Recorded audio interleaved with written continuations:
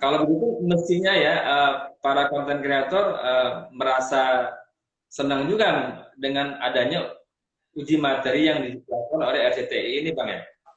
Mestinya gitu, harusnya ke sana, harusnya mendukung.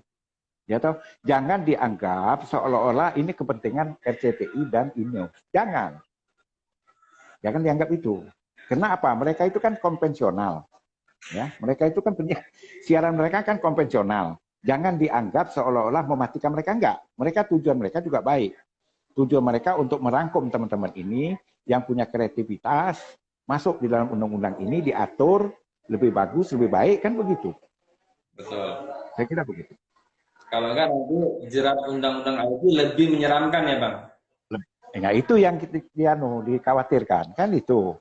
Nah, ini kan tinggal harimau itu kan tinggal mangap aja.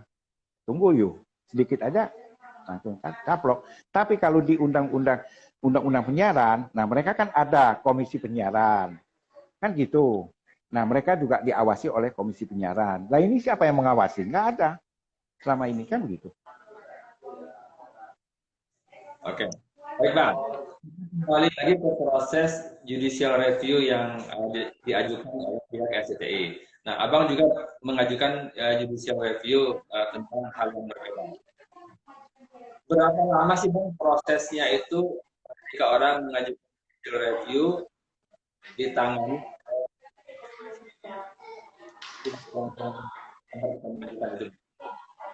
Jadi begini, proses judicial review itu diajukan itu kita tidak bisa cepat atau lambat. Karena proses itu kan sangat teliti yang dilakukan oleh MK. MK tidak sama dengan pengadilan-pengadilan seperti biasanya. Karena mereka juga akan mendatangkan ahli, kemudian akan memanggil presiden dan DPR untuk dimintai keterangan. Jadi tidak segampang itu, Ed. Tapi bukan berarti itu molor-molor, apalagi sekarang kan sedang COVID ini. Bisa ditunda kadang-kadang 1 bulan. Kita bisa memaklumi, tapi putusan MK itu memang qualified. Dan itu merupakan putusan yang final dan tidak bisa diganggu-gugat. Jadi memang sudah mempertimbangkan berbagai hal, memanggil pakarnya, memanggil ahlinya untuk Betul. akhirnya mereka memutuskan Ya. kalau tidaknya judicial review Ya. Jadi kalau seandainya ahli itu nanti memberikan keterangan, nah mereka melihat pendapat ahli itu bagaimana sih? Nah, nanti mereka menyaring, oh ya, kalau begini nanti pendapat ahli ini bisa dibenarkan. Kan begitu. Ahli penyiaran, ini harus diundang semua. Termasuk mungkin saya kira mungkin Roy Suryo itu juga perlu dipanggil, diminta keterangan. Roy itu kan ahli. Nah, dia kan ahli itu. Pakar ya kan. Nah, dia bisa juga atau pihak RCTI yang mengajukan. Bisa, kan begitu. Atau pihak pemerintah yang mengajukan. Itu tergantung. Kalau pemerintah yang saya kira pemerintah tidak keberatan dengan ini. Cuman pemerintah minta supaya ya membuat undang-undang itu nggak gampang, nggak segampang itu membuat undang-undang itu. Kan harus ada dari minta pendapat dari semacam post proceeding dari perguruan tinggi, kan harus ada naskah akademiknya. Nggak segampang-gampang begitu aja dibuat undang-undang. Saya kira gitu. Jadi memang ada hikmahnya ya di balik dibukanya keran judicial review ini, Bang ya. Betul. Jadi jangan dianggap dengan sebelah mata gitu loh. Yeah. Apa sih? Kok cuma kepentingan RCTI aja? Bukan. RCTI malah merangkum semua itu. Karena RCTI juga akan ke situ larinya nanti. Kalau seandainya yang tradisional konvensional itu nggak berlaku lagi, akan ke situ larinya mereka. Kan begitu. Dengan membuat program baru. Saya kira ke situ. Jadi hikmahnya bahwa judicial review itu membuka peluang kepada siapapun yang merasa kan dengan sebuah undang-undang. Ya, hak konstitusionalnya dirugikan. Ya, betul. Misalnya saya juga bisa mengajukan itu. Kalau hak konstitusional saya dirugikan, langsung dirugikan bisa perorangan. Bisa.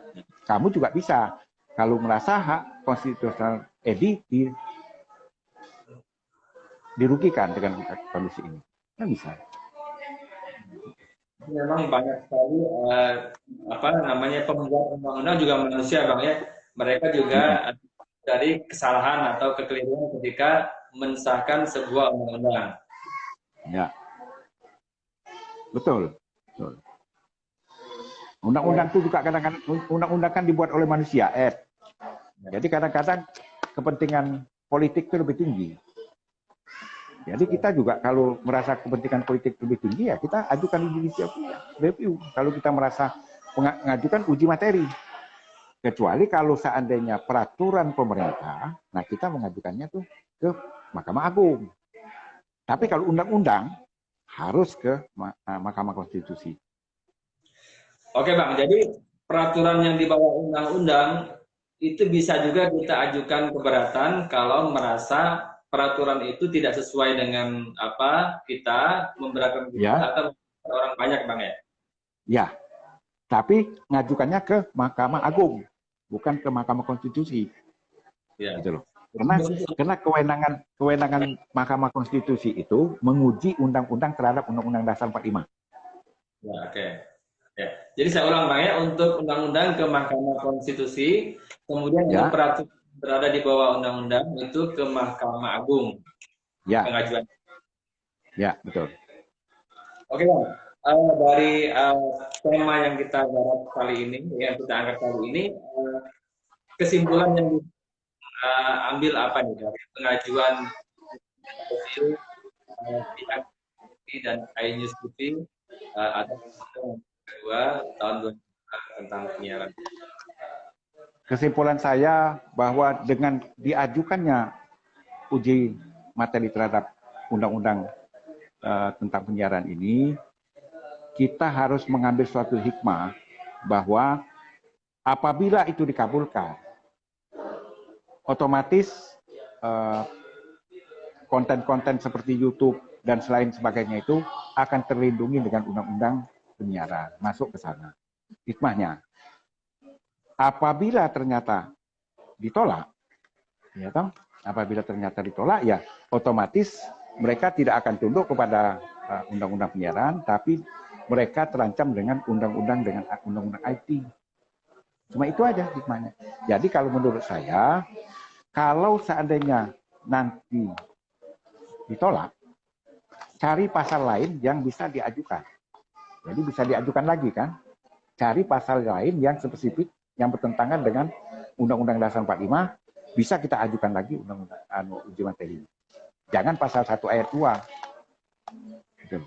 Karena pasal 1 ayat 2 itu jantungnya undang-undang penyiaran. Agak sulit itu, agak sulit kalau menurut saya. Ya. Kalau jantungnya sudah dipangkas, amati, habis selesai itu urusan. Kan begitu. Nah, kalau jantungnya tapi kalau ini ada yang spesifik, karena saya tidak mendalami tentang undang-undang penyiaran ini, tapi saya yakin ada peluang di situ.